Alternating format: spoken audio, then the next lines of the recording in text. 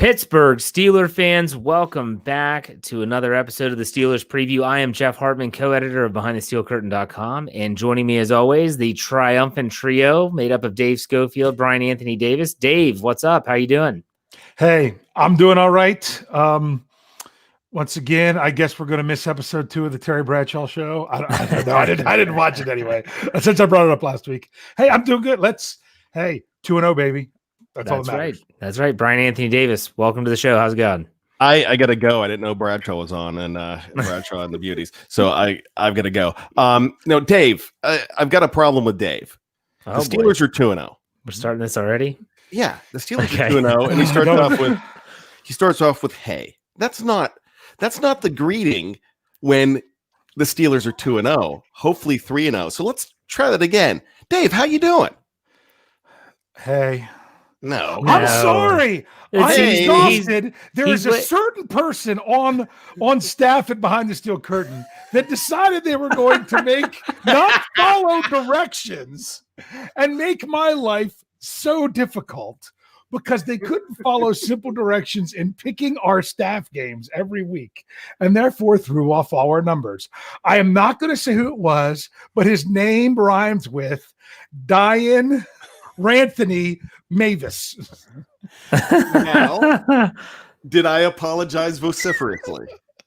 You did, and I figured it out. I figured out a workaround. And did my wife side with you? And say absolutely. That I don't follow directions.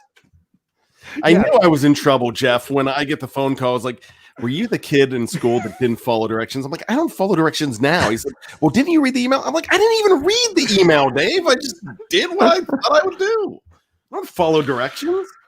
All right, you two, let's get the show on the road. The Pittsburgh Steelers are 2-0. That's right. The last time we were here talking, we were previewing the Week 2 game against the Denver Broncos, in which case they were victorious. It wasn't pretty, but they were victorious nonetheless. And so now we turn the page and we turn our attention to the Houston Texans. Deshaun Watson, J.J. Watt coming to town. This Sunday, 1 p.m. kickoff, Heinz Field, no fans, boring. And I want to ask you guys real quick, are you like me? I hate this fake crowd noise. I think the fake crowd noise makes me want to punch a hole in my wall. And I got to say that Albert Breer of the Monday Morning Quarterback, who I follow on Twitter, he said it perfectly. Someone is actually messing with the crowd noise. So someone is actually, they have these noises. It's like a crescendo, like a deep pass. You hear, like someone is actually controlling this. It's not just like a dull, you listen to the NHL playoffs. So I haven't listened in months, but if you listen to the NHL playoffs, it's just kind of like this dull undertone of noise. In the NFL, it fluctuates. And so you're sitting there and all of a sudden you hear, and you're used to that happening. What does that tell you? Something happened. There's a late flag. Someone got called for there's a fight on the field. There's something going on. And there's nothing going on. Guys, tell me that this is as annoying to you as it is to me. Bryan, go ahead. I don't want to be violent like you, Jeff. I mean, I really don't want to reorganize my entire wall by punching holes in it. But, I don't like laugh tracks. I like natural. I don't care if there's fan noise. The only thing about it is I really can't tell the difference between the fact that no fans are in the stands or not. So the viewing experience isn't ruined for me with the fact that there aren't any fans. But it doesn't enhance it either. I could take it or leave it, but I'd rather leave it. Dave, what about you? Well, from my understanding is that they made this a very complex process where they developed an algorithm or whatever going with NFL films of how stadiums responded to certain situations and actually used audio from those stadiums in order to recreate these things. Hence why I'm pretty sure the Philadelphia Eagles got booed off the field. That's right. They booed Carson Wentz. They booed Carson Wentz. I'm pretty sure that happened. But I will be honest with you, I could sit there and complain that I don't like it. But if it was just silent, I would hate that more. So I look at it and you're like, I'm not going to let it bother me at all because I still think it's better than the eeriness of complete silence where they would have to bleep out so much stuff that you wouldn't even be able to hear any audio. So much better. That'd make it so much better. I don't agree. I'd rather it be the sound of the ocean in the background or something like that rather than just silence. Well, I'm okay if they do the fake crowd noise like on a touchdown, to simulate the excitement of the crowd. It's the stuff in between that I can't stand. You're literally thinking, oh man, there's a flag. You hear the crowd, and I get it. It's very authentic because it tricks you, but I can't stand it. I can't stand it. I can't stand the fact, I hope that they are able to get some fans in Heinz Field after the month of September. We'll see. But at the same time, but then again, you see Cleveland Browns fans fighting when they're social distancing. I was like, this is great. And wasn't it between two Browns fans? Yeah. It wasn't even there wasn't a Bengals fan thrown in there. Two Browns fans. That's Cleveland's gonna Cleveland, right? All right. I do want to make a point to say that if anyone here on YouTube, which we're live on YouTube on Thursday night, if anyone's here on YouTube that hasn't checked out the Know Your Enemy podcast any week, because we've had 3 shows now, and that's with Michael Beck and Jeffrey Benedict, you're really missing out. It's a really great show. And if you listen in podcast form, like for instance, this week, because their guests could only stay half the show, the first half is literally must listen. It's a former player. What's his name, Bryan? Do you remember? Yes, Seth Payne. Yeah. So he played for the Texans, also played for the Jaguars. He obviously follows the Texans and covers the Texans. It's tremendous stuff. I just want to give them a plug because if you haven't checked it out yet, check it out. And it's worth your time. Check out all of our shows. But I listened to that one today. Both parts was really good. Go ahead, Bryan. You know what? As the Merv Griffin of that show, the executive producer who dreamed that show up, I feel very special about it, and I think it's great. It's exceeded my expectations. I thought what those guys do with it, not just you know what? You don't need a guest star with the knowledge that Michael and Jeffrey have about the other team. They do such a fantastic job with it. Then you throw in somebody from another site or an NFL expert like a former player like Seth Payne the other day. It's just absolutely fantastic. So really, that makes your Wednesday night live worth it. And then your Thursday afternoons checking it out, getting you ready for the game because you're more informed and more ready for the game more than ever because of BTSC. And to be honest, we're getting you as prepared as we can on the audio side. You have the Know Your Enemy podcast. You have the preview. You have every single injury report, Mike Tomlin recaps, and then plenty of commentary, whether it's Dave Schofield, Stat Geek, My Let's Ride, the live mic with Michael Beck on Tuesday, and then the weekend shows with our Aussies down under, and which they're in the live chat right now. And then you also have Brunch with Tony, and it's honestly the lineup, the pregame show is great. So I hope you all are checking it out. So that was just a quick sidebar. Dave, go ahead. My question was, with the show last night, did he give his prediction? He did. Pain. Clubber Lang, Rocky 3. I'm sorry. And I'm not trying to kiss up because I've ruined his life, but check out Stat Geek this week. It was a good one. Jeff and I were talking about this show on the phone today.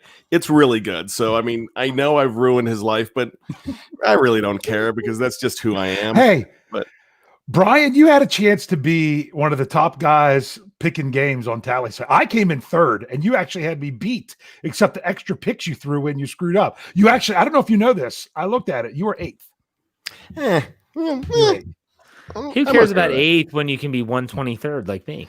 Yeah, out of 1, 2, 3. Hey, like 135. I think it's 138 because I think Jeffrey went from being number 1 last week to being 133 out of 138 this week. So well, peaks and valleys.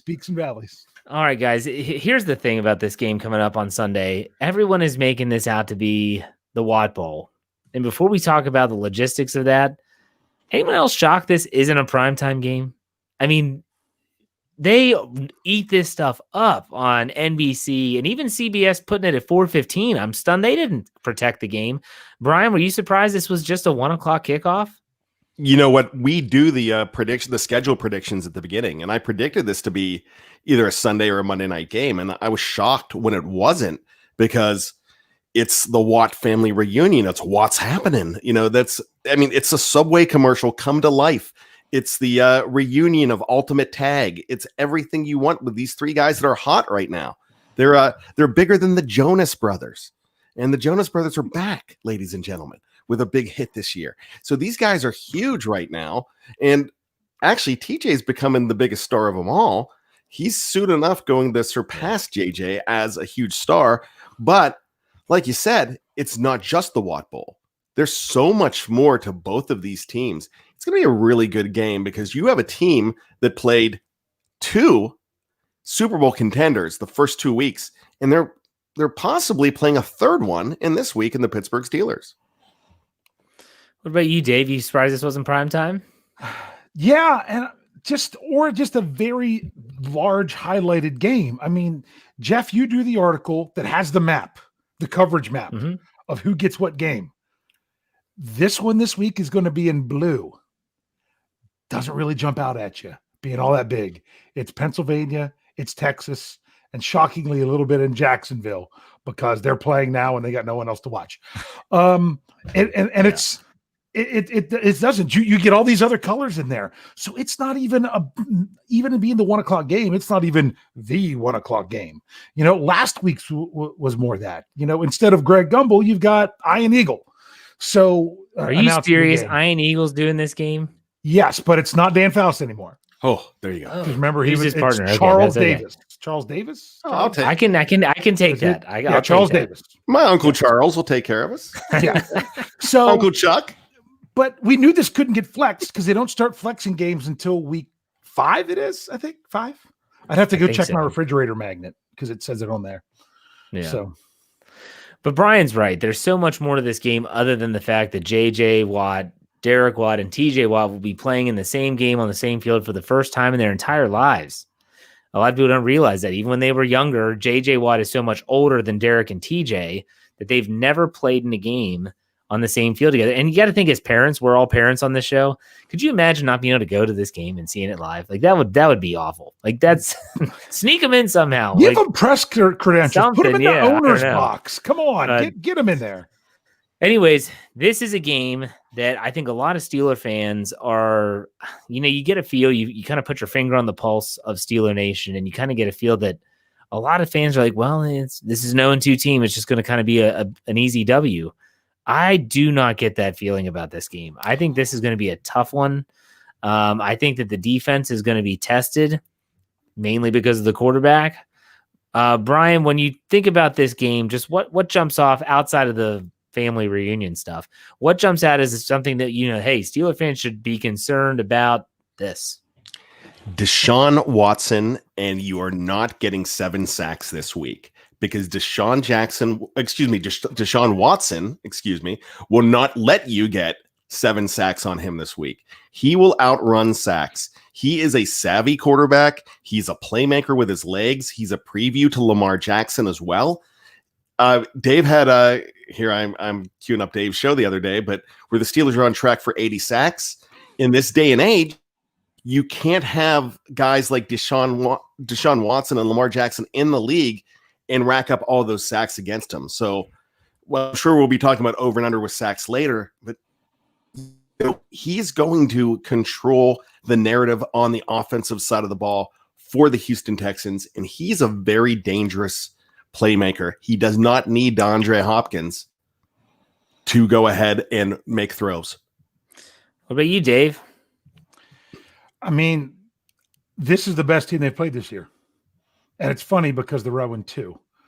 But yes, this is the best team. But then again, the 2 other teams they played are both 0-2. But in my opinion, this is the best team the Steelers have faced this year by far. Especially when you just look at last year's record. And I know it's not the same team every year. But this is the first team that the Steelers are facing this season that had a winning record last year and that went to the playoffs last year. I mean, they won their division last year. So now we all know what happened that was the second round of the playoffs though, with them, correct? When they were up big on the Super Bowl champs and blew the big lead. Yeah. So this team, it's still that team. So you can't just look at this and say, oh, they're 0-2. No, I mean, they played the number 1 and number 2 team from the AFC last year. So this is their biggest test, and the point spread says it. So I think that and this is something that was mentioned in the podcast last night, Wednesday night. Know your enemy. J.J. Watt's playing some really good football. I mean, J.J. Watt looks like Defensive Player of the Year J.J. Watt. Now, T.J. Watt just is coming off an AFC Defensive Player of the Week in week 2 with 2.5 sacks, and he and his brother are neck and neck when you look at their statistics. I think the really only difference is a half sack that TJ has over top of JJ. JJ Watt can wreck your offensive game plan. Don't think that he can't. He's been injured a lot. He looks like he's in great shape. Everything that they said about him was definitely glowing. But I don't want to tip off of my Let's Ride that's going to publish Friday morning, but it could, depending if you're listening in audio, you have to go back and listen to it. If you're watching live on YouTube, you're going to listen to it tomorrow morning. I think that the offense is really going to have to step up their game this week.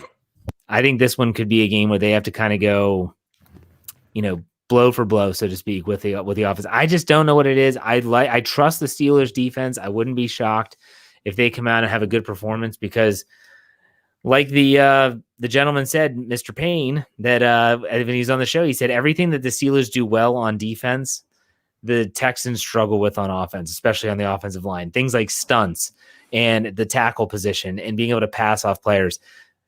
I've seen this movie too many times, though. You know what I mean? Where everyone's pumping up the Steelers and then it's like you're setting us up for a letdown. I hope it doesn't happen.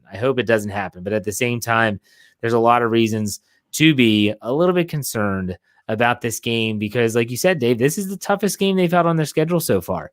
Deshaun Watson is not Daniel Jones. Deshaun Watson is not Jeff Driscoll or Drew Lock for a half of a quarter. And this is going to be a different beast. Quick question for you guys. Does Joshua Dobbs being in the system, being the practice quarterback, help in this instance? Dave, we'll go with you. Yes. You think so? Yeah. I mean, it doesn't hurt. That's for sure. Well, no, but I mean, at the same time, I don't know if it helps a ton, but it helps some. Absolutely. Bryan, you agree? Absolutely. That's why last year they brought a lot of guys in. They brought in running quarterbacks before they played Baltimore and before they played Arizona. They bring them on for 1 week on the practice squad. So, yeah, that's important. And they've already, I believe Tomlin mentioned the fact in this press conference that Dobbs will be counted on for something like that. Okay. Let's talk about the Steelers a little bit. Everyone's pointing to Ben Roethlisberger, rightfully so. And I've asked this question in the offseason. I've asked this question multiple times rhetorically on my show, Let's Ride. I want to ask you guys the same question. At what point do you think that the rust should be gone from Ben Roethlisberger? Granted, it's been a calendar year. Okay, so it's been a long time. He's had 2 games under his belt. He's playing well. I mean, Dave talked about it in his show. I talked about it on my Let's Ride on Wednesday. He's playing good football. And he had one stinker, the one bad pass in the third quarter in week 2. But other than that, he's protected the football well. Guys, when for you individually, not the fan base, but for you individually, at what point will you say, all right, Ben, enough of the rust talk. You should be good to go. Bryan, we'll start with you. Typically, in past years, he has the rust off around halfway through week 3. So okay. I'm thinking this year, no preseason whatsoever. I'm thinking sometime towards the fourth quarter, week 3. Okay, so you're saying this week, the end of so you're saying by week 4, he should be good. He's completely back. I think he's back already, and I love the way he's playing. I'm not as hard on Ben as Ben is being as hard on Ben, but I think he should be in Ben form, what we expect of him by the end of this game. Dave, you agree, disagree? No, I can completely agree with Bryan, but I'm going to tell you what I hope. I hope it doesn't go away. If Rusty Ben is Ben making sure that he is making accurate throws and not saying, oh, I think I can make this play, maybe being a little bit more cerebral and not as instinctual and everything, then I don't want it to change. I am 100% happy with the Ben Roethlisberger we've had in weeks 1 and 2. In all honesty, he's on pace for 4,300 yards, 40 touchdowns, and 8 interceptions. That's what I said in StatGeek. I'm like, I am perfectly fine with that. And if some people want to say, oh, well, he's rust, I'm fine with it. You don't feel like he's the same Ben, maybe a little bit. I think he might be a little bit more cautious, and I don't mind a little bit more cautious Ben with this defense. Yeah, and Ben said that in his interview on Wednesday. He said sometimes a punt is not a bad thing with this defense. Turning it over is where you get into problems. So maybe we are seeing a little bit of a change in the gunslinger. I think that, to me, I was thinking all along, and I'm going to stick by my guns here, and I'm going to say the first quarter. So after week 4, I would think that, a whole calendar year off, no preseason, no off-season physical workouts, that he and the offense should really start to be clicking. I really do think that from week 1 to week 2, they took a big step forward in terms of it looked better. It looked more comfortable. But let's do a little Randy Land experience here. That's scary. I don't want to be in that guy's head. Okay. But if you have to go inside that amusement park and you're drawing up, in terms of like pass run ratio, what's your approach? How do you think the Steelers should attack offensively in this game? Like, what is, if you're the offensive coordinator, your MO going into Heinz Field in week 3? We know in-game adjustments are going to be made, but Dave, we'll start with you. If you're Fietner and you're Ben Roethlisberger and you're drawing up, okay, we think this is going to work, what's your approach to the Houston Texans? I say run the ball. I mean, they've given up a lot on the ground so far this year, but you also got to look at the teams they've played.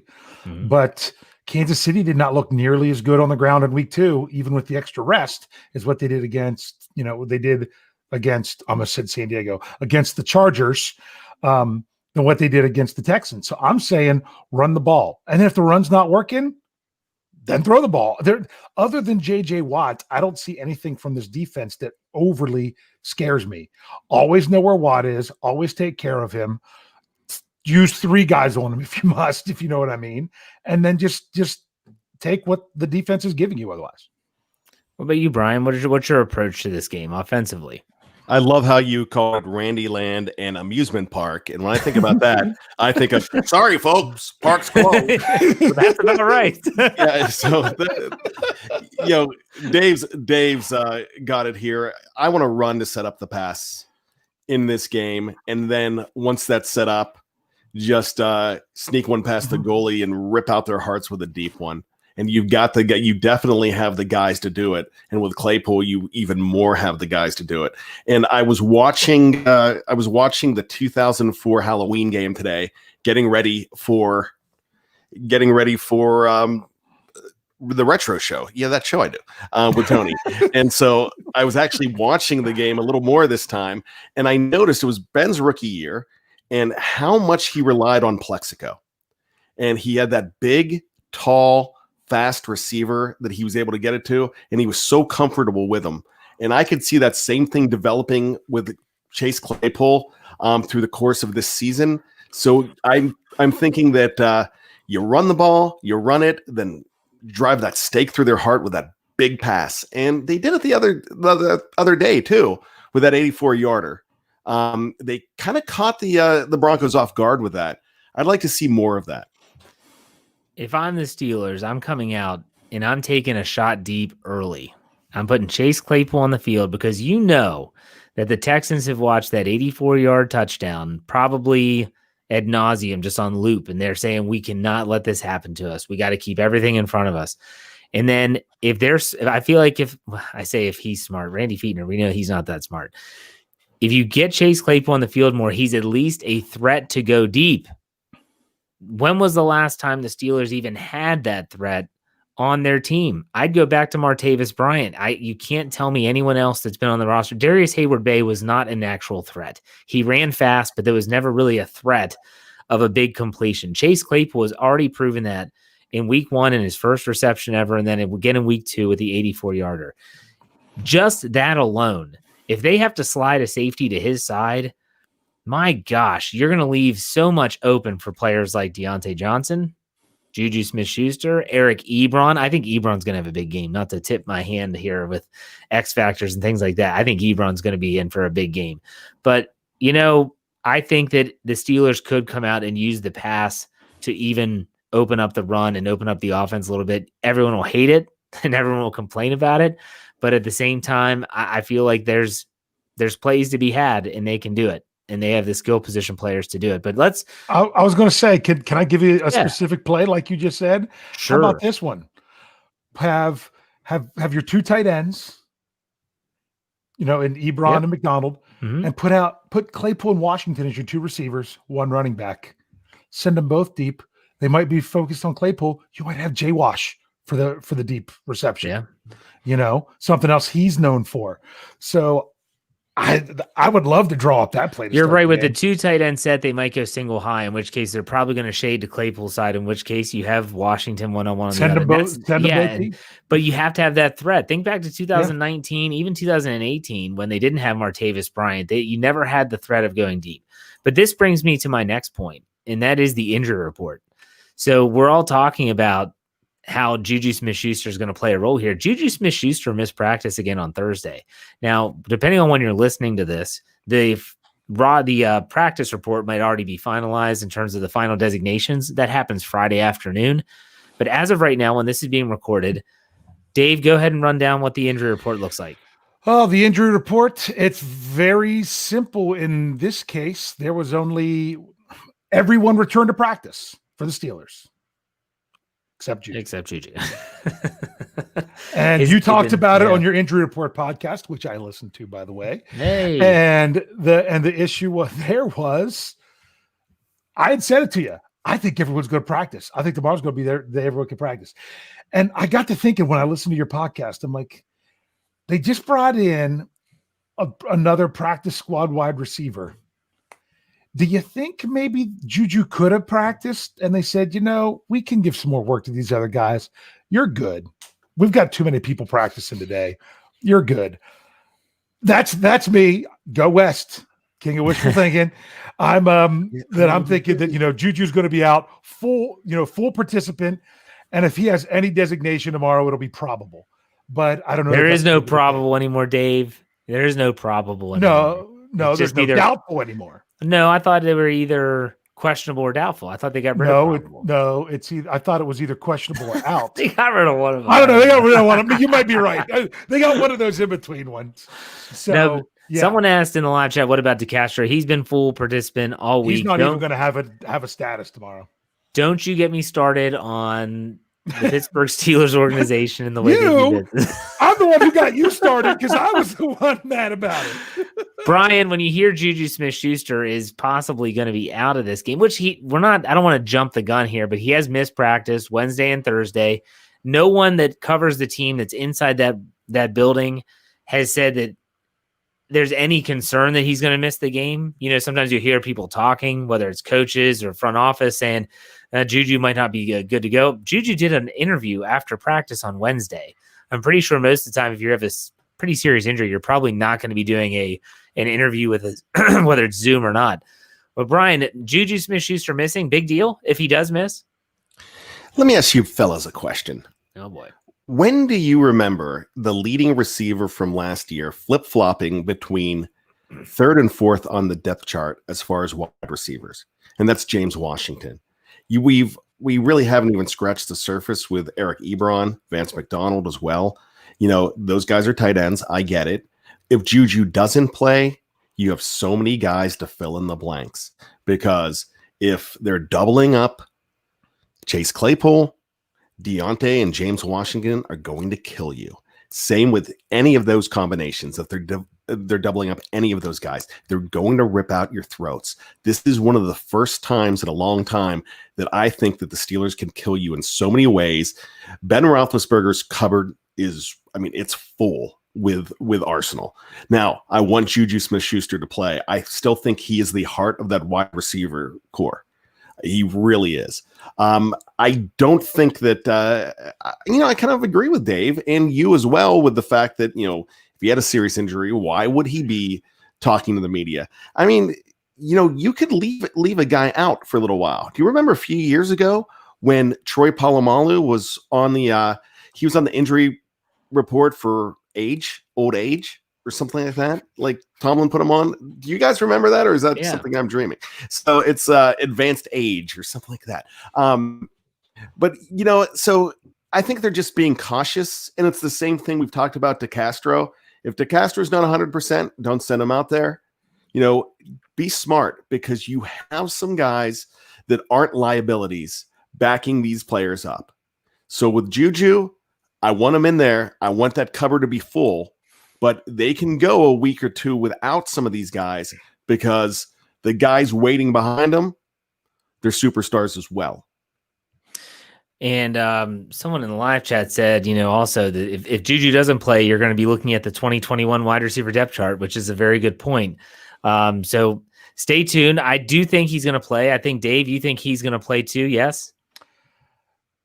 Go West. If you had to guess. Okay. Yeah. Brian? Yep. Yeah. Do you think he'll play, Brian? Yeah, I think he does. All right. If he practices tomorrow. If he practices, that's obviously key. But I'm wrong a lot. We all are. So listen, when we come back after this break, for those that are on YouTube, stay tuned. Not going to miss anything. For those that are on audio, check out part 2. We're going to talk about X factors. We're talking about fantasy football. We're going to do the over-under game, predictions, and trivia. A whole lot of great stuff in part 2. So stick around. We'll be right back.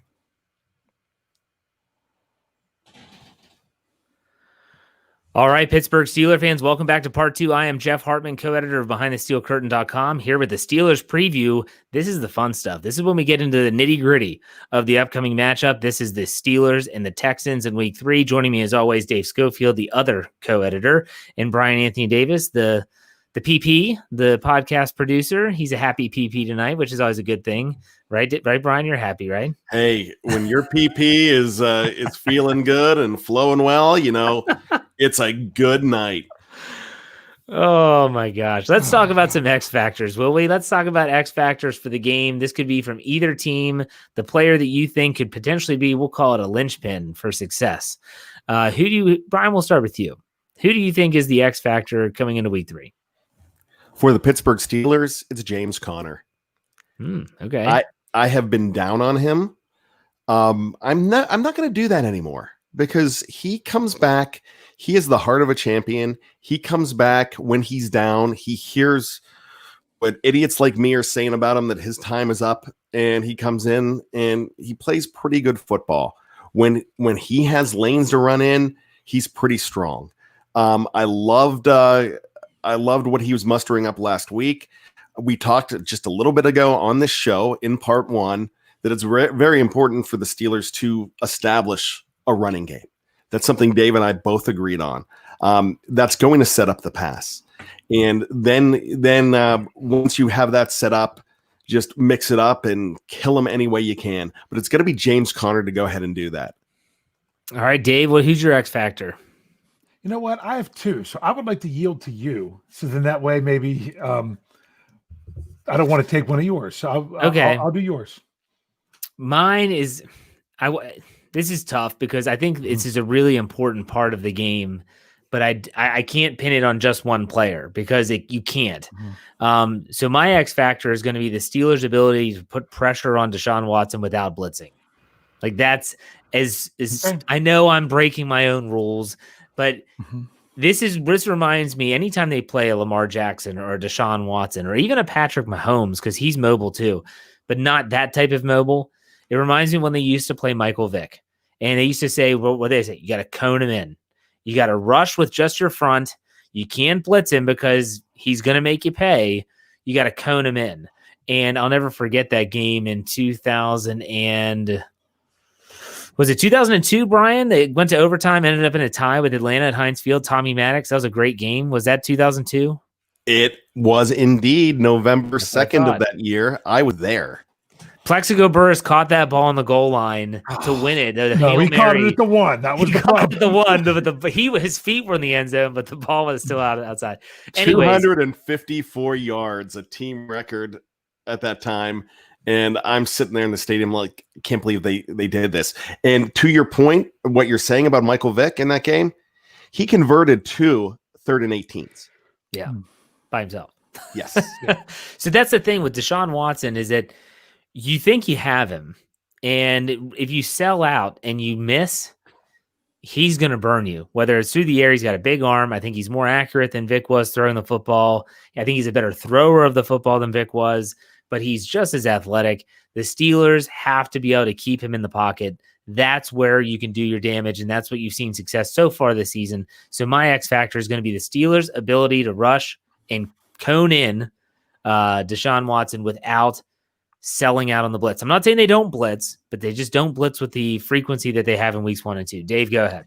See, that's why I yielded to you, because I was going to have a similar answer, but I was going to say whatever linebacker they had to choose to kind of spy on Watson. So you think they will spy? Who I was assuming like a Devin Bush. I don't think they will spy. I don't know if they'll do that or not, but what the way I'm not sure. Who else are you really scared of? I mean, I don't know. So that's why you almost want to dedicate someone else to him. But it's only when you're rushing 4. You can't send extra guys and do that as well. I think what you said was better. So I'm going to go with my other one. I'm going to go with Eric Ebron, because in 6 career games against the Texans, he has 4 touchdowns. You know, he's always done well against the Texans with as a matchup. So I think if all the Steelers got to do is say, hey, he's done well against this team. Let's utilize that. And like Ben was saying this week, was it Ben or was it Coach Tomlin? Either one of them that was saying about Ebron is, just wait, he's getting going. Just, get your popcorn ready is another way they could have said it. So I'm going to go with Ebron. Okay. Bryan, just quick. He answered it. I answered. You think they're going to spy on Watson in this game? They're going to have one player dedicated to keeping an eye on him? I think they need to, because if I had a choice, if I'm starting a team and I had a choice between Watson and Lamar Jackson, I'm going Watson.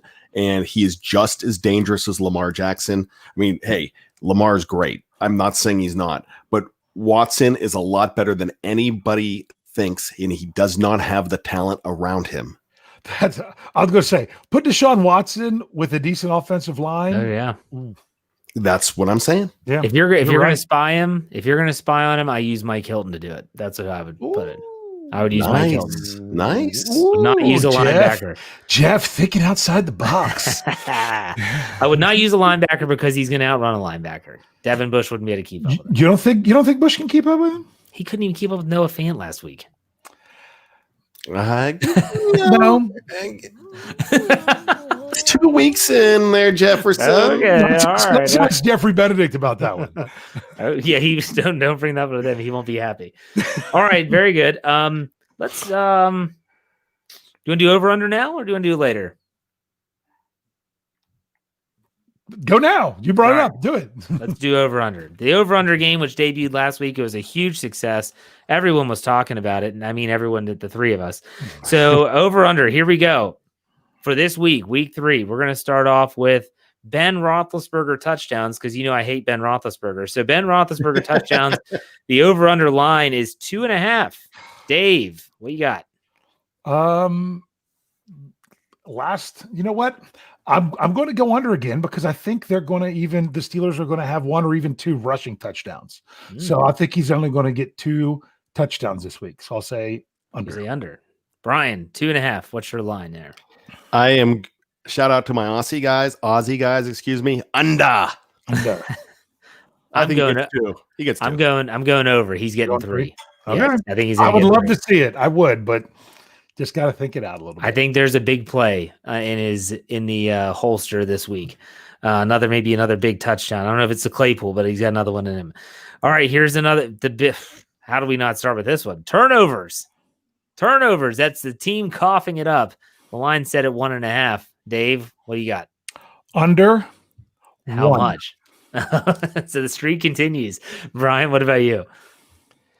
So the line's 1.5? Yes. Over 2. What? They got 2 turnovers? Yeesh. They have 2 turnovers in this game. I think they're in trouble. They could be. Hey, 2002. We keep talking about 2002 all the time. 24-6. I'm in the stands for that game. Houston gets 50 yards the entire game and wins 24-6. The Steelers turn it over all day, and that was the playoff team. How many pick sixes did Tommy Maddox throw that year? I think he threw at least 2. Yeah. He threw 2 in that game, and I think they had, if I'm not mistaken, they had a kickoff return as well. Oh, that was a fun time. The defense shut him down. Okay, takeaways. Steelers takeaways. Defense taking the ball away. Line is the same, 1.5. Bryan, we'll start with you this time. Say it's going to be even, so it's 2. Okay, so you think they're both going to be just over. You're taking over. Yeah, right. I'm taking the over. All right, Dave, good. I think I'm going to take the over as well. I think I'll go 2. Okay, I'm going to take the under with 1. Okay. And I think that the streak ends this week, by the way. I didn't say that. I think the streak ends. I don't think they turn the ball over. You all say, see? I will talk about that. Hey, I'm not doing that anymore because I keep jinxing them. So okay, here we go. My projection before the season started, I think I did this on well, I'd say it was Scobro show, but that was back when that was still called Stat Geek. I think my prediction was week 4 was when it ended. So I still got to say there's more. All right. There'll be at least one. Steelers offensive rushing yards over under 135 total. So this is everyone that could run the football. If Ben rumbles his way to 9 yards, that counts as rushing yards. Brian, we'll start with you. Over. Ooh, okay. Dave? I'm going to go over as well, but just because of who they're facing. Okay. I'm going to say under. It's going to be like 125, not 135. All right, next one. Offensive points scored. Over under 24. Jeff. Yeah. How many points have they scored this season in both games? 26. That's why I asked. I thought maybe you would go with that number. No. So 24, Dave. What do you? I'll go over. I'll go. They'll probably go 26. Now I don't know. We'll see when we get to the big. I'll say over 24. Brian. I've already made my prediction for this game, so I'm going to say over. All right. Defensive points allowed 20. Dave, over under. Well, you're kind of handcuffing me because I haven't figured out what I'm doing for my prediction yet. I'm going to go under 20. Okay. Brian. Over. For me, I think that I think it's what is my prediction? Where did I put it? No, it's right here. I think it's over. But I think 20 is the watermark for this team. If the defense can keep teams off 20, I think they win a lot of games because I think the offense is good enough to score 20. The last one, sacks. Steelers sacking the opposition, getting Deshaun Watson. The number is set at 3.5. Brian, what do you think? Under. Ooh, Dave? I'm going to say under as well. I'm going to say 3 just because he is tough to get down. Although the Steelers have been tackling well and finishing, they've got to finish. They can't. 2 unfinished sacks is too many. So I'm going to say 3, but I really hope I'm wrong. Over 4. That's my guess. Over 4. Okay. So there you have the over under. Hope y'all enjoyed that. Let's get to our predictions since we kind of hinted at that during that segment. So Dave, really quick, update us on the over under on this game as well as the spread, because I think it's changed a little bit. Yes, the spread has changed slightly according to the consensus at Odd Shark from even where we made our staff picks. When we said it before, well, our staff picks were they were at -3.5. Yeah. Right now it's -4. Oh, that's ridiculous. That changes everything. 4, and that's and the over under is 45. No, that doesn't change my pick. That's okay. Brian, do you want to go first with your prediction and how things pan out and what's your final score? Yes, I will. So my final score is 30-24. There's always that game that's going to surprise you. And this is that game, unfortunately. Houston Texans are going to come into Heinz Field and take this game. And I hate to say it. I don't want to be that guy, but this is that Tampa Bay game from 6 years ago. This is that game that the Steelers take lightly. And I'm just afraid of an 0-2 team that did not really play like an 0-2 team at some stretches against Kansas City and against Baltimore. This is a very proud team, and I'm afraid of this team. So hope I'm wrong, but I'm going with the loss this week. Ugh. Gosh, get that out of the way. Dave, go ahead. This week, how do I say this? I think the Steelers know this is the best team they've played so far. Yeah. And the better the team, the more together they come out whenever they play. Maybe not the start, but we don't want to go into that too much with how they start off, especially on offense and opening drives. But the Texans are no better. So I'm going to go with 27-17 Steelers. 27-17? Yes. All right. I think this is a game, and you'll hear me explain this more on my Let's Ride podcast Friday morning about how I think the offense needs to step up in this game. And I think this is the first time since 2018 that the Pittsburgh Steelers will score 30 or more points. Woo. I think that the final score is Steelers 31-23 for the Houston Texans. I think the Texans are going to give them a run. I think the Steelers might make a couple plays down the stretch. It's going to be a good game. I really do think. If it's a blowout, I know some people in the live chat right now are predicting some crazy scores. If it's a blowout, trust me, you will not find a happier Steeler fan than this guy that's talking right now, because I would love nothing more than to be able to sit back in my lazy boy and just type about how the dominating Steelers continue to dominate. But at the same time, there is talent on this Houston Texans team. Whether you're talking Brandon Cooks, even though he's been on the injury report, Deshaun Watson, we talked about him a lot. Don't forget about David Johnson, Duke Johnson, who's a running back, used to play for Cleveland. Steelers know him well. They do have some weapons. They really do. So I don't want anyone to think this is going to be a cakewalk. If it is, I'd be stunned, not going to be upset. But yeah, I think this is going to be a tough one. Go ahead, Jeff. Brian. Go, Dave. Someone. Well, okay. I got to say something. I was going to pick the Steelers to score 31 points. Ooh. And then I realized on my staff picks that I picked the under, so I couldn't do that. So I had to back it off. I see this, I see this game being there's going to be like some offensive fireworks in this game. I think it could be. I think there's going to be. I don't know. We'll see. Brian, what do you want to say? You know what?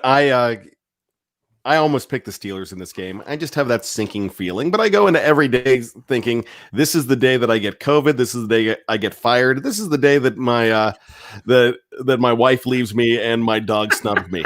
So that's one of those things. And I'm a positive guy. Are you really? Because that doesn't paint that picture. that doesn't scream that picture there, Brian. It doesn't. You don't wake up hearing sunshine, lollipops, and rain. Like, that's not you. The way that you just described yourself. You just described yourself waking up. Oh, today's the day I die. I'm going to probably get hit by a train today. Here we go. But no one gets that. No one knows that because I come off as sunshiny day. That's my persona, but I have that inner worry. I know this team's not going 16-0. I want them to go 16-0. I think they really could beat the Texans. I think they should beat the Texans. I'm just going to be that guy that goes ahead and picks it. And then when it happens, I'll be like, all right, I got one. You guys suck. I got one. Hey. I don't know. I've watched the Texans the last 2 weeks, and I know they've played good competition, but at the same time, I have not been impressed with them much at all. I mean, you definitely can tell Will Fuller is not DeAndre Hopkins. Let's put that right out there right at the bat. Go ahead, Dave. What were you going to say? Did it taking overtime to beat the Chargers kind of change your perception of the Texans a little bit? It did with me. Oh, well, I guess with the Chargers, I thought you were saying the Chiefs. With the Chargers taking the Chiefs to overtime and the Chiefs, taking it to the Texans made me think, I don't know. But for those in the live chat that are saying it's a trap, Admiral Akbar, it's a trap. No, this can't be a trap game because the Steelers know he has no idea what we're talking about. The Steelers know this is their best opponent so far. How can it be a trap game when it's the best team you've played so far? And they know this. Well, not to by Tomlin's press conference on Tuesday. They know not to mention anyone that has ever coached, and I've said this to my team. I coached 14 years at the high school level as a head coach, and I didn't coach football, but it doesn't matter. I hated it when my team blew out another team.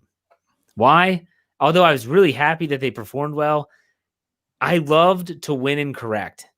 And so when you can go into a film room and say, yeah, we won the game, but look at this, you all look like trash. You better focus up for next game, or else you're going to get crushed. That's what Mike Tomlin's been doing all week. You think that they're coasting off of that 26-21 win over the Broncos? No, they almost lost that game. Some think they should have lost that game. Trust me, they win. Tomlin and the coaching staff are definitely having them dialed in by the fact that Deshaun Watson's coming to town. This defense is going to prove something. TJ Watt's going to want to outperform his brother. I'll say it. We've kind of avoided the Watt discussion, really, but don't think for a second that TJ Watt, his brother gives him so much stuff publicly, whether it was his comments in training camp about when will you see your brother as an equal? He said when he wins 3 Defensive Player of the Year awards. He hears all of it, and he can't say a thing because he hasn't done it yet. And I'm a little brother, okay? I'm a little brother. I have one sibling who's 3 years, and I know what it feels like. There's certain things that all you want to do is just rub it in their face and be like, ha, this is his chance. Because every other time they've played, I don't think JJ was playing. If you think back to like the Christmas Day game, he wasn't in the lineup. He was injured. So I don't know. That's what I'm saying. TJ Watt is going to be super motivated. And if you're Derek Watt, you probably want to get that. Put me back there. Let me go get a chip on my brother. Let me go hit 99 in the hole. So Bryan, you buying into that sibling competition in this one? I am. I'm a little brother, but a little brother of a sister. So I really haven't had the noogies and the beatings and the atomic wedgies and all of that. But I understand that. So I could really see where these guys want to go after each other. They compete. Not only do they compete for this, TJ and JJ compete for the love of who is the better uncle to Derek's son. I mean, they go crazy with that. They're buying him all this crazy stuff, and they're like, "Oh, he's gonna like me better." So it's like this sibling rivalry is so real. So that's gonna be entertaining, and you know that the network's gonna play it up. They're gonna the first time that Derek goes after JJ when James Conner's running the ball, that's gonna be like circled in yellow ink, and they're gonna be talking all about it. Dave, you buying into the sibling rivalry here? Yeah. I am. I mean, like I say, like Bryan said, he never got the wedgies or the noogies. I didn't much either because it wasn't. I've said this on Scobro before, but since I'm on there with my bro, and he was a little scrawny guy, and I wasn't. So I got to be bigger than him when I was very young. So we were pretty cool with each other, and everything. But I understand you kind of have those things that you want to do. But I actually had as much of a rivalry with my sister, who was only a year older than me, but she was just a phenomenal female athlete. So I know how all that goes. And anytime you have a chance, and it's not that you want them to do bad, you want them to do great. You just want to do even better.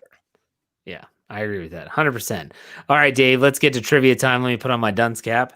All right, we're ready to go. The idiot's ready. Go ahead and fire away. So here we go. I got to bring up the right thing. The Steelers. Oh, Jeff, you love it. You love it. Let's talk the streak. Let's talk the streak that he has going on. Good one or bad? The bad one. The one you love to talk about more than anything. Yeah, they've gone 59 straight games with at least regular season games with at least one sack. But what is the number of the bad streak? 25. They are 25 straight games with a turnover.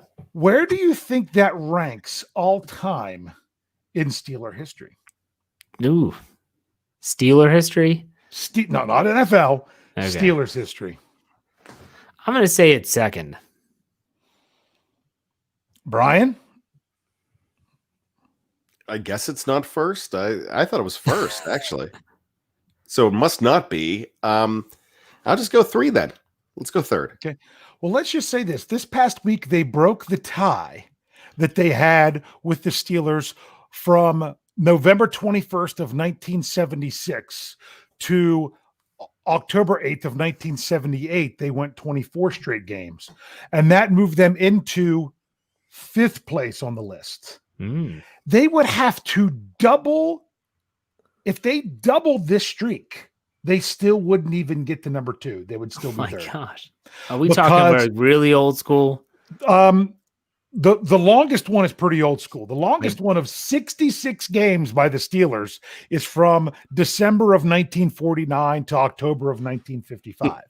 Number 2 of Dick Shiner probably had something to do with that. Number 2 of 52 games went from 60 to 64.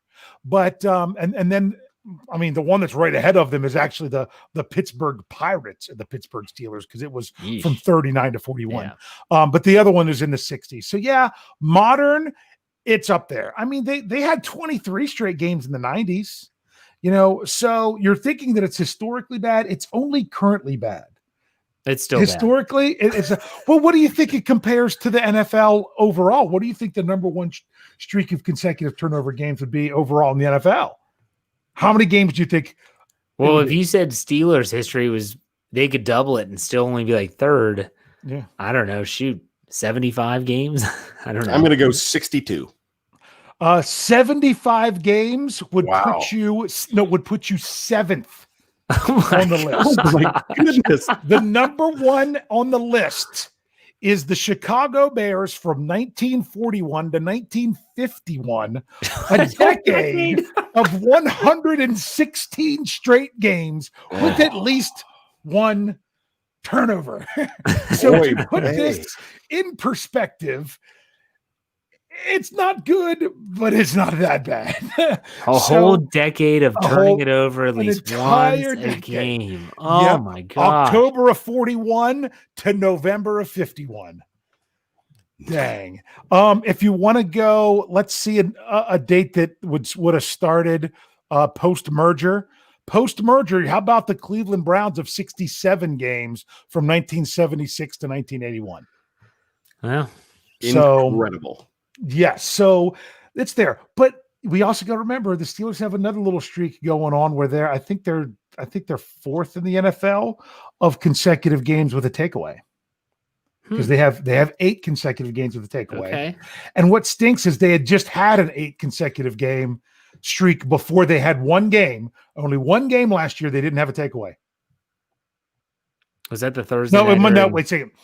I don't know if it was the only game, but it was the game that ended their current streak and started their recent one. Was that the Thursday night game in Cleveland? Thursday night game in Cleveland. And the current NFL streak of consecutive games with at least one takeaway right now belongs to the Baltimore Ravens. If it's regular season, because postseason they didn't have a takeaway.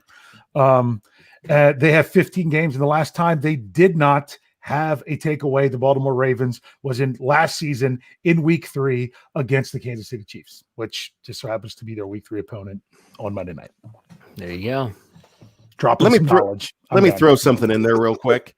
For anybody that's getting worked up over this streak, remember the fact that Dave just mentioned that the 1976 Steelers, they just broke a tie with. That was a team that really could have won the Super Bowl hadn't Franco and Blyer gotten hurt down the stretch. They had a great defense that year.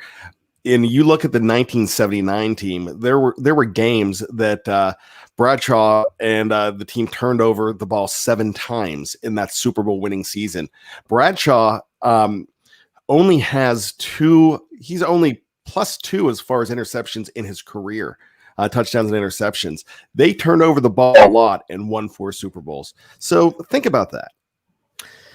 All right, I asked the live chat for some questions, and there was a comment on our YouTube video last week saying, "Oh, Jeff asked for questions, then they don't even read any of them." Well, first and foremost, we try to keep it to an hour. Secondly, if someone puts if they give us a donation, we're going to read that question.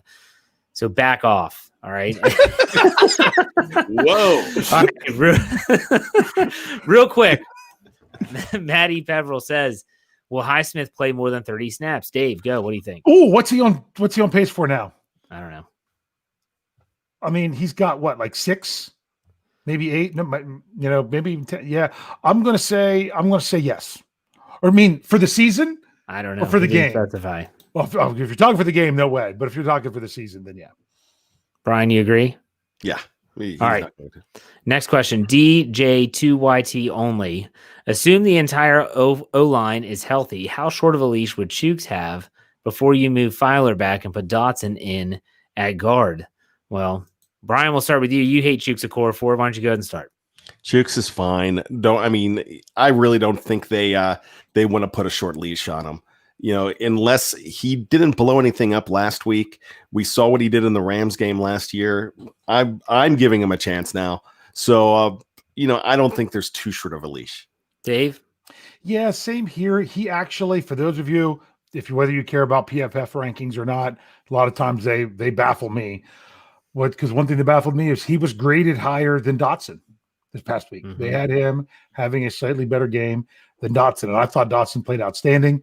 So I think it's as much of also how Pouncey plays, because I thought Pouncey and Chooks both played very well with Dotson there. And it's nothing against David DeCastro. Sometimes just the way guys work together, it works better. So I don't know, moving Filer back to tackle is the answer, unless Filer's just not getting it done as much at guard. But they had him graded higher than Dotson as well. To me, Chooks, it's a shame Dotson got a game ball. Everyone's talking about Dotson. I thought Chooks played a great game. Yeah. No one was really mentioning his name. But then again, he's experienced. He's been there, done that. So go ahead, Bryan. If the roles are reversed and he's the rookie and Dotson's the 3-year man, Chooks gets the game ball. All right, real quick. Dusk Thunder 9. Will Ben throw for 4,000 yards this year? Dave, what do you think? He's on pace to. So that was what I said. When I did Stat Geek that you could listen to that came out Thursday morning, I said 4,000 was right around the mark. So I'll say 4,001. Okay, Bryan. I'm going to bring out my inner Yinzer and say you can can on it. Was that Yinzer? You can can on it. That's an Australian Yinzer there. Ben's go down canning that. You can't rip my Yinzer. My Yinzer's decent. Oh, we can. All right. Rodney says, is McFarland suiting up Sunday? Dave, what do you think? He got a helmet last week. He did, and he didn't play a snap. Nope. So I don't understand the point other than having him out there. I would honestly, that they probably will. I thought he got it last week because of Connor coming off of an injury. Even if it's just for special teams, put a helmet on UG3 instead. But I'm not the one making the decision, so it'll probably be McFarland. Bryan? Check out my Fact or Fiction article that's coming out this weekend, and you'll get the answer to that. And I'll give you a spoiler alert. Benny Snell fumbles in week 1. Benny Snell fumbles in week 2. You got to look at what's around the corner and what else you've got, and they're going to do that. So, yes. Fact. All right. There you go. Okay, last question. This was something I heard on the Know Your Enemy. I actually brought it up in the second part, and that was, you think there's any way we'll see TJ Watt as a tight end eligible since he used to play tight end? We saw JJ do that. Is there any chance that Mike Tomlin has a trick up his sleeve and says, hey, we're on the goal line, or maybe it's a 2-point conversion? TJ, get out there. Dave, any odds? What are the odds of that? Honestly, I would say there is a chance, especially if the Steelers are winning the game and it's out and the game's not in question. I could see TJ going in eligible as a tight end and Derek as a fullback, just for them to say that all three were on the field at the same time, but it's only if the outcome isn't in question. Bryan? No way. Not going to happen. Mm-hmm. Nope. He doesn't want style points. He's not a style points guy. He doesn't care about that kind of stuff. If he was a baseball manager and a guy is throwing a no-hitter and he's going to pull him out in the 9th inning if he wants to pull that guy out. That's Mike Tomlin. There you go. All right, final thoughts, gentlemen. Bryan, we'll start with you tonight. I think this is going to be a fantastic ball game, and I really am hoping that I'm going to be wrong. I flip-flopped all day long on this pick, but this is going to be a special season. You're not going to go undefeated in the special season, but you're going to find out definitely who the Pittsburgh Steelers are. Even if they do lose, you're going to feel a lot better about them because this team is starting to brew, and they're starting to find out who they are.